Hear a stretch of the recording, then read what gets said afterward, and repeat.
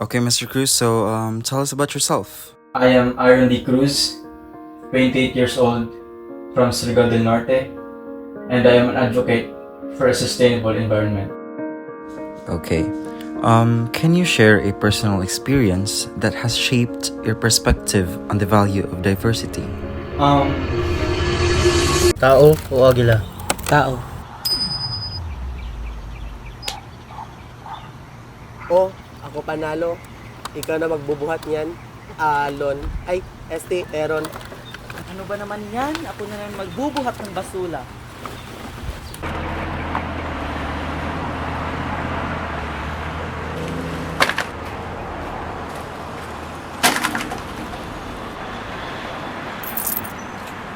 Ito sa'yo. Yes, sa'yo. At ito sa'kin. Happy kapatid.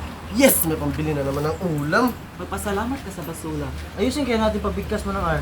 Oo nga, nanghihilapan ako sa'yo. O siya, mauna na ako kasi hanap na ako ng ano.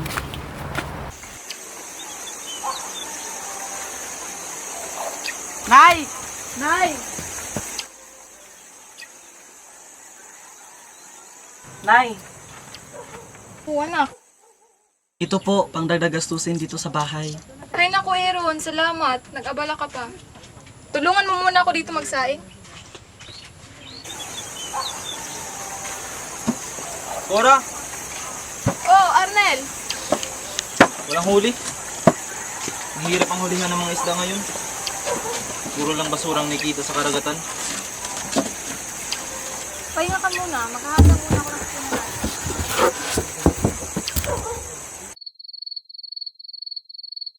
Ano ba naman to? Ang hilap. Aaron! Ginagawa mo dyan? Aba, mukhang may paparating na pagbabago ah. Ang hilap kayang gawin. Sus, pagtyagaan mo lang. Darating ang pagbabago na yan.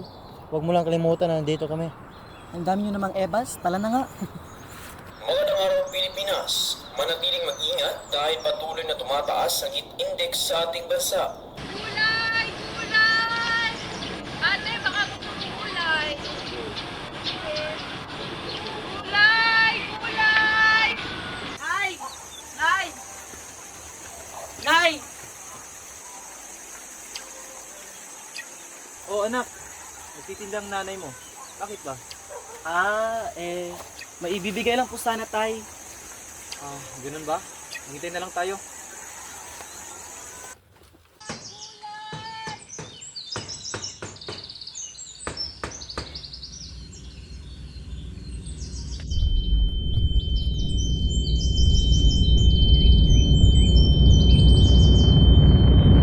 Mang Arnel! Si Aling Cora! my mother died. Heat stroke.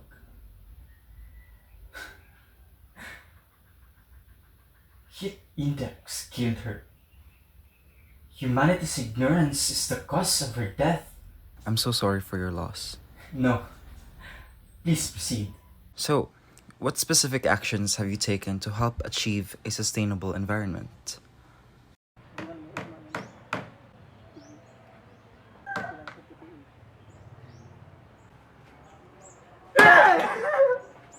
Ano bang ginagawa mo dyan, Aaron? Oo nga, kanina ka pa dyan.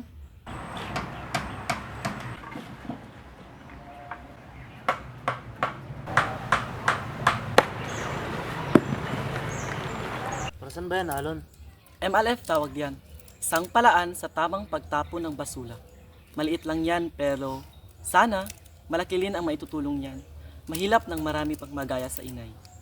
Saan mo naman yan natutunan? Sa radyo, palibhasa kasi mga tao ngayon di na nga nakikinig, nagbubulag-bulagan pa. Parang di bata tong kausap natin ah. Kayo na nga. Eto oh, maayos pa. Mukhang wala tayong mabebenta ngayon. Pero marami naman tayong pwedeng magamit. Bakit kaya tapo ng mga tao? Walang katapusang basura, pwede pa namang magamit ulit.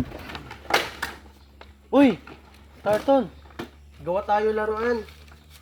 Aaron, mag-practice nga tayo ng armo. Rrrr. Reduce, reuse, recycle. Ilang taong pagsasanay ng pagkabigkas ng R, sabi ko ng mga salitang yan. Mga kaibigan ko ang isa sa mga dahilan kung ba't nandito ako ngayon.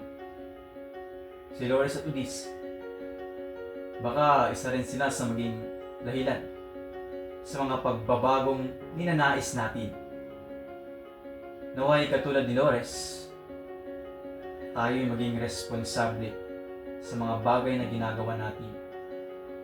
At katulad ni Udis, tayo maging disiplinado. Dahil sa panahon ngayon, disiplina ang isa sa pinakakailangan ng mga tao. Sana ang kwento kong ito ay makapagtapo ng mga basurang kaisipan at aksyon ng sambayanan. Ikaw, tao o agila?